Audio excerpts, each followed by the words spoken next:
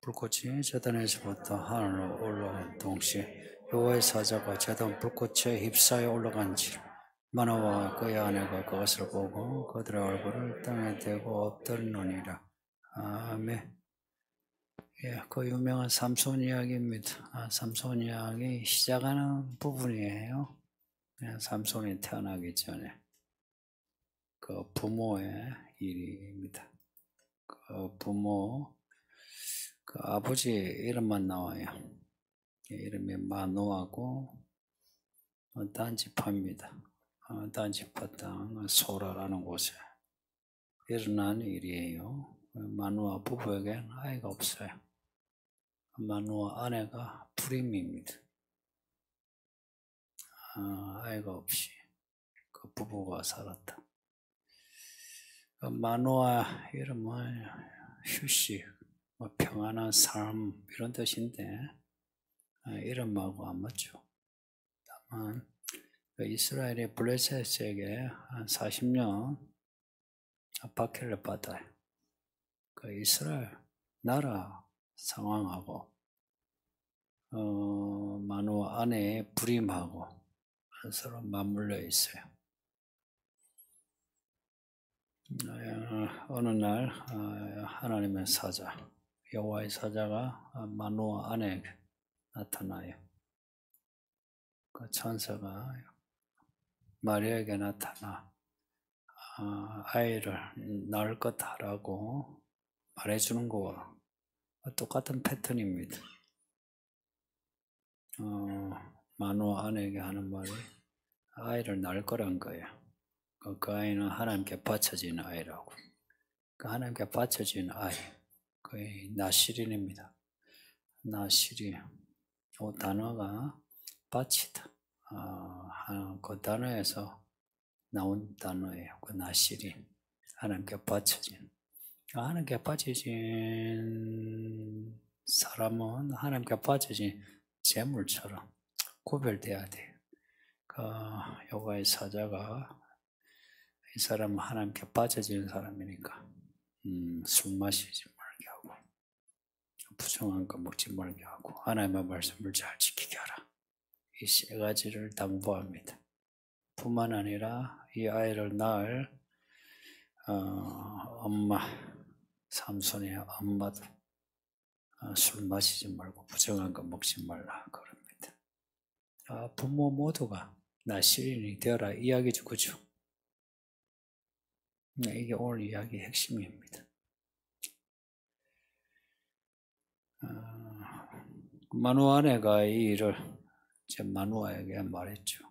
오늘 본문은 이제 그 이후의 이야기입니다. 마노아 아내가 겪은 일을 마노아 그 남편에게 말하고 그 남편하고의 이야기가 이제 진행돼요. 스토리입니다. 성경은 스토리로 되어 있어요. 이야기예요, 이야기. 창세기에서 요한계시록까지 이야기입니다. 각자 다른 이야기 같은데 다 연결되어 있어요. 연결되어 있는데 내용이 다 결이 같아요. 하나님 이야기입니다. 많은 시간, 많은 사람, 많은 사건인데 하나의 이야기. 그 성경은 하나의 이야기니까 믿음 또한 하나의 믿음입니다. 그 성경을 읽으면 읽을수록 믿음이 같아져요. 그 왜 믿음이 니 다르고 나 다르냐? 그 성경을 잘 안 읽어서 그래요. 성경을 읽고 배우면 배울수록 또 성령이 충만하면 충만할수록 같은 믿음입니다. 교회는 한 몸이에요. 이런 이야기를 잘 읽어내셔야 해요. 그래야 내 삶의 이야기도 읽어내죠. 우리는 좀 단편적으로 살 때 많죠. 단편적으로. 그래서 이야기가 연결이 안 돼가지고 뭐지? 나는 왜 그렇게 태어났노? 나 왜 그렇게 자랐노? 왜 하다가 이제 나이 들면서 인생이 이제 헛되다 싶어가 꼰대 되지, 그죠? 그러다 보면 인생이 힘들어져요. 근데 이야기를 알면 그렇지 않아요. 이야기가 탄탄할수록 인생이 탄탄해져요. 그러니까 이런 이야기를 읽으면서 이 이야기를 읽어내야 합니다. 다른 그 사사들 이야기보다 이야기가 탄탄해요. 삼손 이야기는. 우리 인생과 빗대어 생각해보면 좋습니다. 오늘 내용은 그 삼손의 부모 이야기니까. 또 다음 이야기는 삼손 이야기니까 연결돼요. 삼손은 이름이 태양, 그 어둠을 밝히는 빛이라는 뜻인데, 그러니까 이름을 지은 이유가 있겠죠, 그죠? 그만큼 마누아 부부의 삶이 깜깜하다. 이스라엘이 깜깜하니까 그 삼손, 태양이라는 이름을 붙인 거예요. 소망이죠, 그죠? 소망을 담아가지고 삼손 이름을 붙인 겁니다. 가끔은 이제 삼손 하니까 손가락이 3개인 줄 아는데, 예전에 우리 동네에 육손 아줌마가 있었어요. 이 손가락이 6개. 삼손, 손가락이 3개 아니고, 그 희버려입니다. 삼손이 태어나기 전에 이 부모가 겪은 일을 통해서 이 집안이 이런 믿음의 집안이구나, 이런 집안에 이 삼손이 이렇게 나타났구나 생각하자 이야기입니다. 8절 보면 아내에게서 자초정을 들은 마누아가 이 일이 심상치 않은 거죠. 하나님이 하신 일이에요. 이걸 눈치챈 마누아가 하나님께 기도합니다. 여기 남편들, 아내가 하나님께 은혜 받아가지고 무슨 말을 하면 무슨 말인지 알아나 들어요? 그 마누아는 알아듣고 엎드려 기도했다 이야기입니다. 그래야 진짜 남편이지. 그 마누아는 괜찮은 남편이에요. 그 남편이 아내 말 듣고 기도하는 경우 그래 많지 않아요. 이 교회도 그래 흔치 않아요.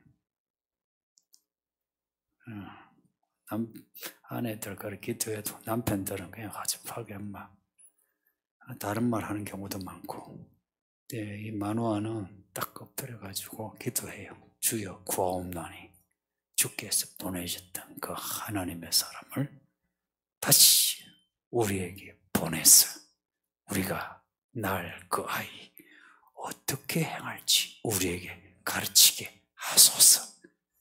성도님, 이 마누아가 한 이 기도 멋지지 않습니까? 마누아 아내가 그 마누아 아내에게 나타난 거는 마누아 아내가 불임이잖아요. 불쌍하잖아요. 나타나기는 마누아 아내에게 먼저 나타났지만, 그런데 이 기도는 마누아가 해요. 참 멋진 남편 하면서 하나님 다시 나타나게 하소서, 가르쳐달라고. 이 말이 이제 제게 말씀해달라 합니다. 이해돼요? 내 아내가 들었다 하는데 나에게 말씀해달라. 그럼 내가 하겠다 이야기해요. 그리고 이 단어가 그렇잖아요. 우리가 날 아이에게, 아니 남편이 아내를 보면 불임이잖아요. 불임이요, 아내가. 그러면 아이 낳는다 하면 에이 쓸데없는 소리 그러죠. 그게 아니고 우리가 날 아이, 그 아내가 하는 말을 쑥 받아들이는 거 있죠. 이런 남편 거의 없어요. 쑥 받아들이면서 아이를 벌써 나 마음에 이미 가졌어요. 가졌었기 때문에 이제 이런 거예요. 지금 애도 안 생겼어요.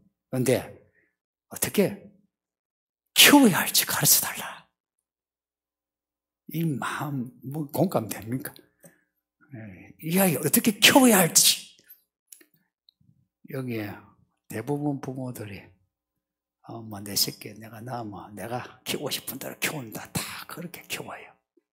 자기가 키우고 싶은 대로 키우지. 하나님께 가르쳐 주소서 하는 부모가 그래 있나요? 교회에서 배우면서 그렇게 해야 되겠다 마음 먹지. 다들 뭐 자기 하고 싶은 대로 막 키우죠. 네 마누아는 가르쳐 달라. 그 하나님의 사람을 내게 다시 보내요. 참 멋진 남편. 이제 마누아는요 천사로 생각하지 않고 선지자 정도 생각한 거예요. 하나님의 사람. 그러니까 천사가 진짜 사람처럼 나타난 거라. 천사가 옆에 있는 목사처럼 옆에 앉아있는 성도처럼 이런 모습으로 나타난 거라. 앉아가지고 밥도 먹고 음료수도 마시고 천사가. 아브라함 이야기나 이래 보면 천사가 완전히 사람이죠. 하나님께 그렇게 기도했어요. 하나님의 일에 대한 갈망을 가지고 울거나 부르짖으면 하나님이 웬만하지 않으시는 거 알죠? 하나님께 간청하지 않아서 그렇지. 간청하니 하나님이 답하십니다. 9절에서 하나님의 마노의 소리를 들으시고 하나님의 사자가 다시 나타나십니다. 이 패턴이 앞에서 봤던 패턴 하나 있죠. 기도원 이야기에서 하나님이 또 보여주시고 또 보여주시고 그 하나님이 우리 하나님이십니다. 지금도 또 보여주세요. 또 답하세요.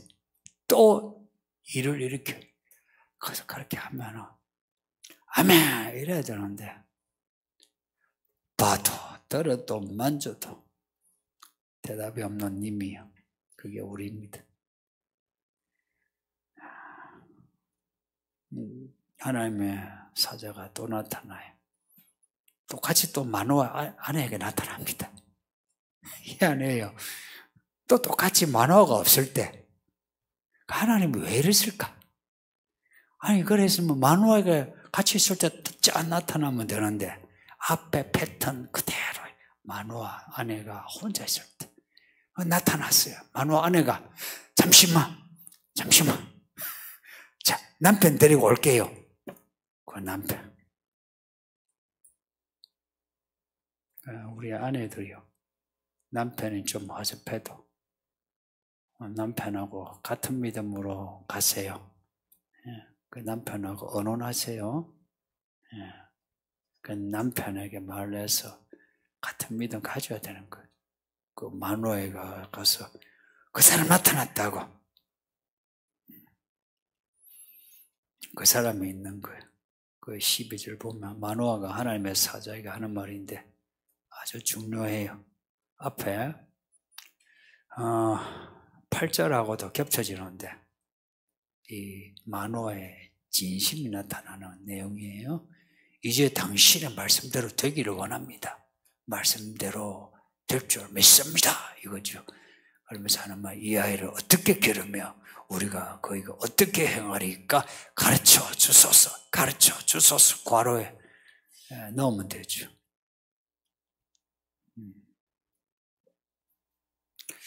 말씀대로 되기를 원한다. 이렇게 번역은 되어 있는데 이거는 많은 의미로 번역이 가능한 단어예요. 이 말씀이 우리에게 이루어지게, 이 말씀이 우리에게 들어오기를, 이 말씀이 우리에게 임하기를, 이 말씀을 우리가 얻기를 원하나이다. 그 많은 의미가 다 되는 단어예요. 이 단어가. 이 단어를 쓴 것은 마노아가 말씀을 그만큼 사모한다는 것. 마노아는 이 사람이 하는 말이 하나님이 하신 말씀인 걸 알고 있고 믿고 있고 알고 있는 거라. 이 대단한 믿음이에요. 여러분이 이 설교하는 혹은 권면하는 내용이 하나님의 말씀이다 여기고 그 말씀 이루어지길 원합니다라고 받아들인 적이 얼마나 있나요? 이거 좋은 말이네 하고 넘어갈 때가 더 많죠. 저는 제가 전하는 말이 하나님의 말씀이 많다라고 저는 생각해요. 그래서 여러분은 들어야 된다라고 저는 늘 확증해요. 왜냐하면 이 말씀은 먼저 내게 주신 말씀이에요. 내게 주신 말씀을 또한 우리에게 전하는 거라. 그러니까 이 말씀이 이루어지기를 원한다면 어떤 태도가 필요하겠습니까? 말씀을 듣고는 다 가세요? 잘 모르죠. 말씀이 이루어진다. 이제 이렇게 생각해 보세요. 야, 너 대통령 내가 시켜주마 했어요. 여러분은 어떻게 반응할 것 같아요? 정말 대통령이 된다고 믿는다면 이제 이 비유는 항상 과격한 거예요. 대통령이 되기를 원하는 그 말씀을 믿는다면 어떻게 할 것 같아요? 될 줄 믿습니다. 나는 오늘부터 대통령이다 하는 거는 아직 철이 안 난 거죠. 진짜 인생을 알고 사회를 아는 사람은 내가 어떻게 대통령이 돼? 근데 말씀은 믿겠는데 그럼 내가 되면 내가 어떻게 해야 돼? 내가 지금부터 뭘 공부해야 돼요? 뭘 공부해야 돼? 내가 지금 무슨 일을 해야 돼? 이게 정상적인 반응 아니에요? 이 만화가 그런 사람이에요. 여기 아버지들 잘 배워야 돼. 이 아이를 어떻게 기르면 우리가 그에게 어떻게 행하리까를 묻고 있어요. 이 아버지 될 사람. 이 구절도 설명이 좀 필요한데 이 아이를 어떻게 기르며 어떻게 행하리까. 이 어떻게란 말이 어떻게 란 말도 되고 무엇을 이란 말도 되고 히브리어 그 한 단어가 그 문맥에 따라 이렇게 봐도 되고 저렇게 봐도 되는 거예요. 그러니까 무엇을 해야 됩니까? 하는 말이기도 하고 내가 어떻게 해야 됩니까? 방법론을 묻기도 하고 둘 다 된다 이야기입니다. 이거는 히브리적 사고에서 내가 무엇을 해야 됩니까? 라는 것은 항상 어떻게 살아야 합니까? 라는 문제와 딱 직결되기 때문에 두 가지 의미를 같이 가지고 있는 거예요. 이해되시죠? 내가 무엇을 해야 되느냐? 그러면 그것을 하기 위해서 내가 지금 어떻게 해야 되느냐? 혹은 무엇을 하는 데 있어서 그것을 어떻게 해내야 되느냐? 이게 연결된단 말이에요. 그리고 어떻게 기르며 어떻게 행하리까? 이제 이것도 실은 우리는 어떻게 기르며 어떻게 행하리까? how 아니면 what 이렇게 두 번 해야 되는 건데 원문은 그렇지 않고 그 원문을 그대로 그냥 단어 순서대로 옮기면은 어떻게 이다 정의 그 소년 그 아이 그리고 행동하다 이 순서예요. 어떻게 이다 정의 그 소년 그리고 행동 지금 들었는데 어떻게 기르면 어떻게 행동하리까라고 번역을 했는데 방금 제가 이 단어를 순서대로 했는데 불러준 이 단어 중에 좀 특이한 단어가 뭐라 생각이 들어요? 어떻게 이다 정의 그 소년 그리고 행동 정의죠. 눈치 빨라요. 이 정의란 단어, 이 단어 자체를 근데 정의라고 번역을 하지 않고 어떻게 길러야 되고 어떻게 행하리까라고 했어요. 이 정의는 말 그대로 딱 히브리어 그 정의예요. 판결, 정의는 판결, 정의 혹은 형용사로는 옳다, 옳은, 바르게, 바른 이런 의미 돼요. 그리고 사사기의 사사가 또한 이 단어예요. 사사란 말이 판결하다. 판결은 정의로워야 되니까. 판결과 정의는 같은 말이에요. 공동번역에서는 사사기라 판관계라 하죠. 판사기란 말이에요. 판사. 마노아가 굳이 이 단어를 말한 것은 나아라 아들이 사사가 된다는 것을 짐작하고서 이 단어를 썼다라고 풀이할 수 있고요. 그러니까 이 마노아가 대단한 사람이에요. 그리고 하나님이 주신 이 아들이 사사가 되려면 부모로서 그 아들에게 어떻게 행동해야 하는지 혹은 그 아이가 어떻게 자라야 하는지를 묻는 거예요. 그리고 12절에 우리가 그에게 어떻게 행하리까 하는데 실은 이 구절은 우리가 아니고 그가 어떻게 행해야 합니까? 라고 삼인칭 단수로 보는 게 맞아요. 단수로 보는 게 맞는 게 아니고 삼인칭 단수예요. 어떻게 행하다 이 단어가 삼인칭 단수예요. 그래서 그 아이가 어떻게 자라야 됩니까를 지금 묻는 거예요. 그걸 이제 포괄적으로 부모로서 그 아이에게 어떻게 해줘야 합니까? 라는 의미 없는 건 아닌데 그런데 그 단어 자체는 이 아이가 어떻게 자라야 합니까? 무엇을 해야 됩니까? 라고 묻는 거예요. 이에 대해 여호와 사자는 전에 마노아 아내에게 했던 말을 똑같이 해요. 똑같이 해요. 술 마시지 말라. 술은 와인도 마시지 말고 소주도 마시지 말라 이런 말입니다. 이 독주는 센 술이에요. 스트롱 와인이에요. 그 단어 자체가 센 술이야. 그러니까 알코올 도수가 높으면 다 이 독주입니다. 그리고 어떤 부정한 것도 먹지 말고 내가 그에게 명령한 것은 다 지킬 것이라. 고로 술과 부정한 것은 하나 큰 예시고 하나님이 말씀하신 거는 다 지켜라 이런 뜻입니다. 누가? 삼손이 태어날 아이가. 누가? 부모가. 끝에 하나님의 말씀을 다 잘 지켜라 이게 핵심이에요. 어른이 성도님 뭐 이런저런 변명해서 술 마시지 말고 술 취하지도 마세요. 뭐 담배도 하지 마세요. 뭐 맥주나 와인은 괜찮지 않느냐? 그거 기도해서 물어보세요. 괜찮은가? 그 뭐든지 성경에 뭐 담배가 없는데 어떡합니까? 그 자꾸 빠져나가려 하지 말고 물어보세요. 그러면 절대 하나님이 그래 펴라 하나는 엄청 못 들을걸요? 제가 예전에 진짜 물었어요.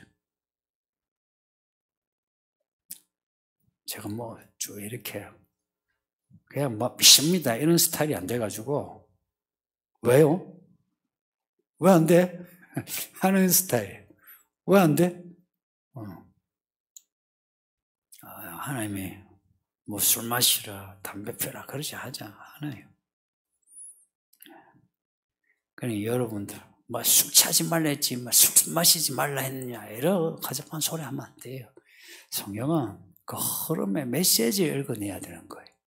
자꾸 빠져나가려 하면 곤란해요. 그러면 자꾸 자기 인생만 허접해져. 그러니까 이 말씀이 의미하는 메시지 있죠. 그 메시지는 아주 포괄적이에요. 그 문학적인 수사법 또한 그걸 증명하고 있어요. 포괄적이에요. 15절에서 이 말씀을 들은 마노아가 하나님의 사자를 위해서 염소 새끼 하나를 잡아서 대접합니다. 이거는 그 당시 지금도 중동에 남아있는 문화예요. 손님이 오면 양을 한 마리 염소를 잡아가지고 대접을 하려고 해요. 근데 하나님의 사자가 이 대접을 이제 거절하면서 하는 말이 나는 너가 지금 차려주는 음식, 이 고기를 먹지 않는다. 너 바치려면 하나님께 번제를 바쳐라. 마땅히 하나님께 바치는 거란다. 이렇게 말해요. 요한계시록을 보면 요한이 천사에게 절을 하니까 천사가 하는 말하고 똑같죠, 그죠? 나에게 절하지 마. 하나님께만 절해. 성경은 다 이 똑같은 패턴이에요. 하나님께 제사 드리라 이 말입니다. 너 나한테 대접하라 하지 말고 하나님께 바치라 이야기입니다. 너 뭐 사람 뭐 친절하게 할 게 아니고 하나님께 예배 잘 드려라 그런 말도 똑같아요. 그죠? 아직 이제 마노아는 이 사람이 하나님의 사자 천사인 줄 아직 확실히 모르고 있는 거예요. 그러니까 마노아가 하나님의 이 사자의 이제 이름을 물어요. 당신의 이름이 뭐냐 하니까 왜 내 이름을 묻느냐 해놓고는 내 이름은 기모자다. 이 패턴 잘 보세요. 하나님하고 이렇게 밀당할 때 하나님이 이렇게 자주 해요. 안 줘!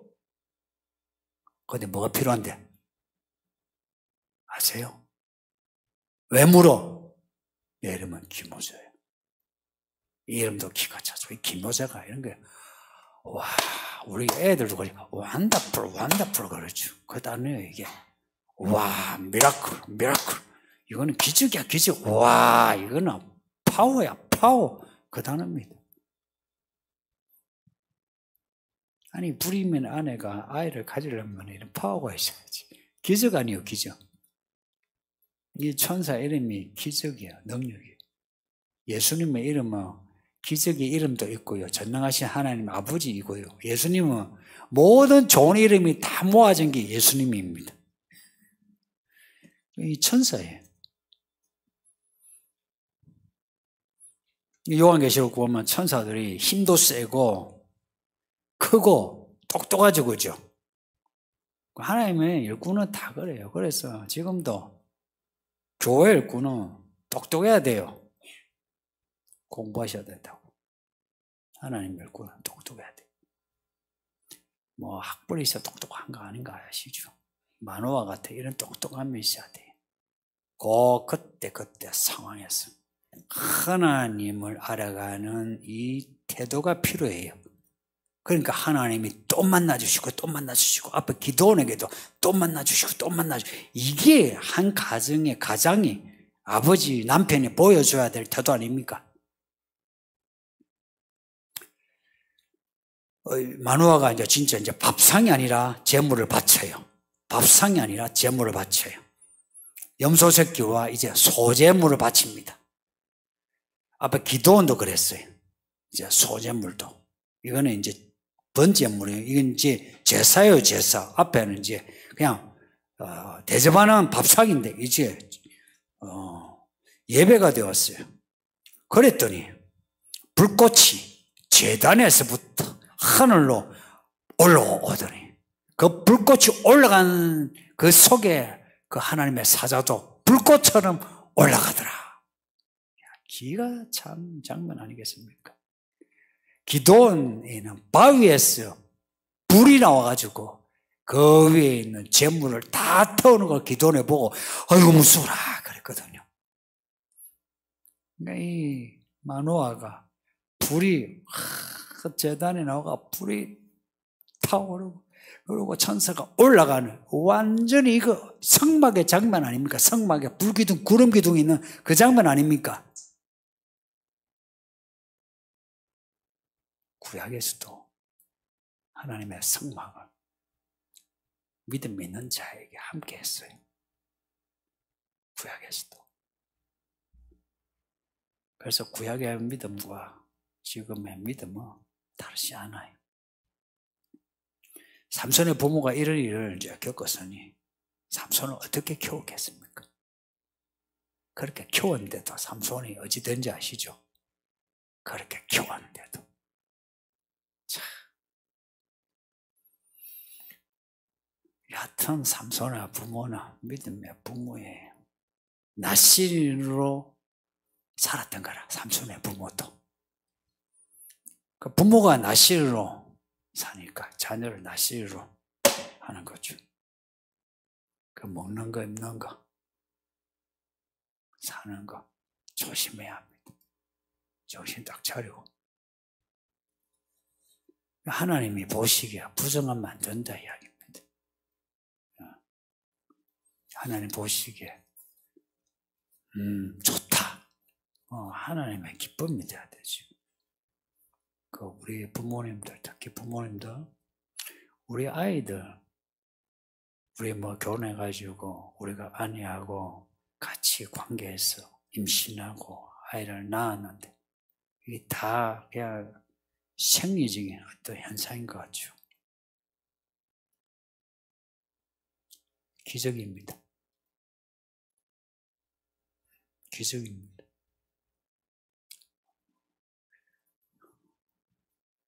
결혼하기 전에 애를 가지고 애를 낳고 키워 다 해도 기적입니다. 야가 하나님이 우리에게 주신 아이들은 기적입니다. 그건 저는 쭉 간증할 수 있어요. 제가 결혼해서 첫 아이 낳았을 때, 내가 아이를 가지다니. 내가 배가 아파 난 것도 아닌데, 그냥 집사람만 아야 해가지고 탁 낳았는데, 뱃수가 올랐는데, 저는 만호와 이 마음이 제가 한 10분지 8, 9는 제가 공감이 돼. 기적이. 이건 하나님이 주셨다. 그렇게 좋았어요. 이런 생각이 들었어요. 내 인생이 이제 여기서 이제 달라지겠구나. 그전에는 조금 불임 같으면 좀 황폐했다며. 근데 이제 이 아이 낳고는 이제 내가, 내 이제, 기름진 인생이 되겠구나. 그렇게 생각했다니까요. 그 아이가 하나가 아니고 둘이나 셋이나 더 여기는 넷도 있어. 기적 아닙니까?